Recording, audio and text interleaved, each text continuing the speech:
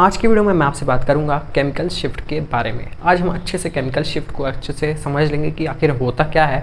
फिर उसके बाद हम कल जो वीडियो आएगा उसमें हम सारे फैक्टर्स डिस्कस करेंगे कि कौन कौन से फैक्टर इन्फ्लुएंस करते हैं केमिकल शिफ्ट को। ठीक है, करते वीडियो को स्टार्ट बिना किसी टाइम वेस्ट किए। केमिकल शिफ्ट में आगे बढ़ने से पहले थोड़ी सी हम बात कर लेंगे सिग्नल्स आखिर होते क्या हैं। ठीक है, तो यहाँ पे यही लिखा है the number of signal in NMR spectroscopy या फिर NMR spectrum signifies number of set of equivalent proton. तो यहाँ पे नंबर ऑफ सिग्नल बताते हैं नंबर ऑफ इक्विवेलेंट प्रोटॉन्स को, सेट ऑफ इक्विवेलेंट प्रोटॉन को। फॉर एग्जांपल अगर मैं लड़का हूँ तो बहुत सारे लड़के लोग को कंसिडर कर जाएगा हाँ ये लड़के हैं तो इनको एक सिग्नल दे देते हैं, और लड़की लोग को कंसिडर कर जाएगा हाँ ये लड़की लोग हैं इन लोग को अलग सिग्नल दे देते हैं।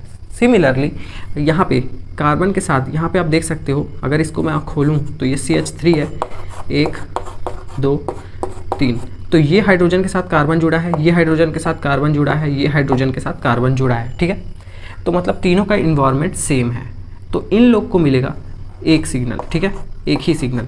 सिमिलरली इन लोग को भी वही सिग्नल मिलेगा क्योंकि इन लोग भी उसी तरह हाइड्रोजन कार्बन के साथ जुड़ा है, और इसमें भी हाइड्रोजन कार्बन के साथ जुड़ा है, इसमें भी।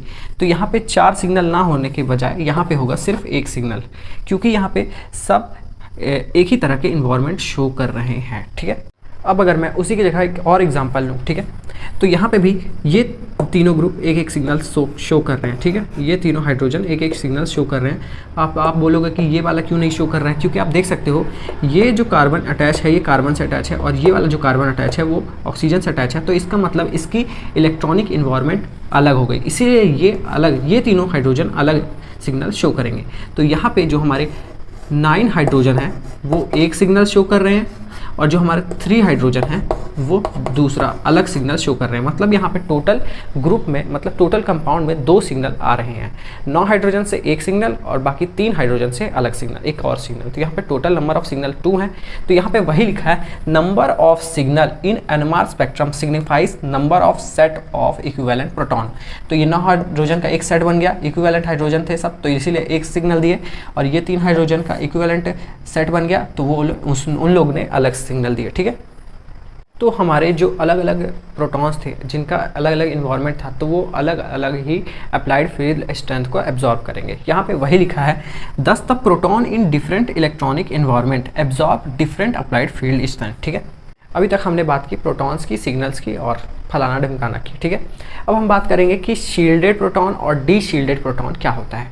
अगर किसी मॉलिक्यूल में हम अप्लाई कर देते हैं मैग्नेटिक फील्ड बाहर से, तो जो मॉलिक्यूल के इलेक्ट्रॉन हैं वो आपस में सर्कुलर पाथ में घूमने लगते हैं और अपनी एक अलग से मैग्नेटिक फील्ड बनाते हैं, जिसको हम कहते हैं इंड्यूस्ड मैग्नेटिक फील्ड। यही वहाँ पे लिखा हुआ है, if a molecule is placed in an applied magnetic field its electron circulate in circular path and creating an induced magnetic field. अब if induced magnetic field opposes the applied magnetic field then the proton are said to be shielded, and if the induced magnetic field reinforce या फिर follows the applied magnetic field then the proton are said to be de-shielded। तो यहाँ पे मतलब वही है कि अगर induced magnetic field अपोज करती है, induced magnetic field का डायरेक्शन और applied magnetic field का डायरेक्शन अपोज कर रहा है, तो जो प्रोटॉन होंगे उस रीजन में वो होंगे हमारे शील्डेड प्रोटॉन। और अगर इंड्यूस्ड मैग्नेटिक फील्ड और अप्लाइड मैग्नेटिक फील्ड का डायरेक्शन सेम है, तो जो हमारे प्रोटॉन होंगे वो होंगे हमारे डी शील्डेड प्रोटॉन्स। ठीक है, तो अब हम बढ़ चुके हैं अपनी बेसिक केमिकल शिफ्ट की डिफिनीशन पे, तो उसको पढ़ लेते हैं एक बार। The shift in NMR absorption arises due to shielding और deshielding of proton by electron is called chemical shift. तो यहाँ पे यही लिखा है कि एनएमआर एब्जॉर्प्शन में शिफ्ट होता है शील्डेड और डी शील्डेड प्रोटॉन के द्वारा, और उसी शिफ्ट को बोलते हैं हम केमिकल शिफ्ट। तो एनएमआर एब्जॉर्प्शन क्या है? फॉर एग्जांपल कोई मॉलिक्यूल लिया आपने, उसको स्पेक्ट्रोफोटोमीटर में डाला।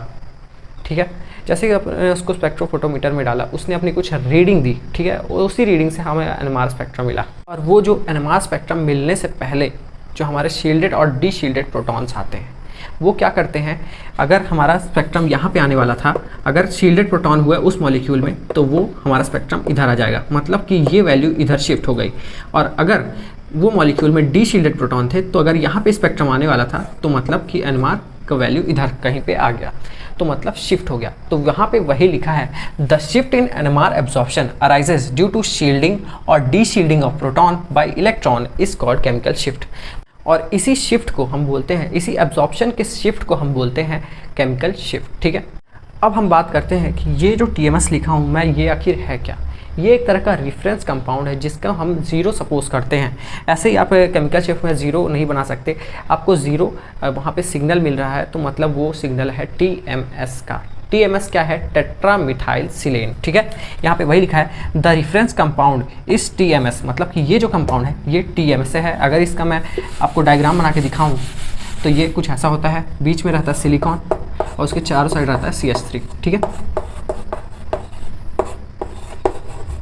तो ये जो जीरो वाला, जो जीरो सिग्नल पे है, मतलब ये जो जीरो वैल्यू पे है, जीरो केमिकल शिफ्ट वैल्यू पे है, वो है हमारा कंपाउंड TMS। ठीक है, इसके आगे भी जाता है केमिकल शिफ्ट का वैल्यू, इसके पीछे भी आता है, पर ये जो जीरो में रहता है, तो अगर जीरो आपको समझना है तो मतलब समझ लो ये है टेट्रा मिथाइल सिलेन का सिग्नल। ठीक है, और ये इसके पास रहते हैं 12 हाइड्रोजन, देख सकते हो 12 हाइड्रोजन, और सब ही का ही वो इक्विवेलेंट प्रोटॉन है, मतलब सब का ही इलेक्ट्रॉनिक इन्वायरमेंट सेम है, जिसकी वजह से सारे प्रोटॉन्स का सिग्नल सिर्फ एक है, मतलब 12 हाइड्रोजन का सिग्नल सिर्फ एक है, इसीलिए ये इतना रेयर माना गया। ठीक है, और ये जो TMS रहता है ये हाईली वोलेटाइल रहता है और ये किसी भी सैंपल से इजीली रिमूव हो सकता है, इसीलिए इसको रेफरेंस में लिया गया है। अगर आपसे कोई पूछे कि इसको रेफरेंस में क्यों लिया गया है, तो आप पहले क्या बताओगे, इसके पास 12 इक्विवेलेंट प्रोटॉन्स हैं जो सिर्फ एक सिग्नल देते हैं, हाईली वोलेटाइल रहता है, नॉन टॉक्सिक रहता है और ये किसी भी सैंपल से इजीली रिमूव किया जा सकता है, इसीलिए इसको रेफरेंस में लिया गया है। ठीक है, और लास्ट पॉइंट ये है कि ये बजट फ्रेंडली है, मतलब कि इसका स्मॉल क्वांटिटी भी आप लोगे तो आपका काम चल जाएगा, आपका आराम से सिग्नल निकल जाएगा।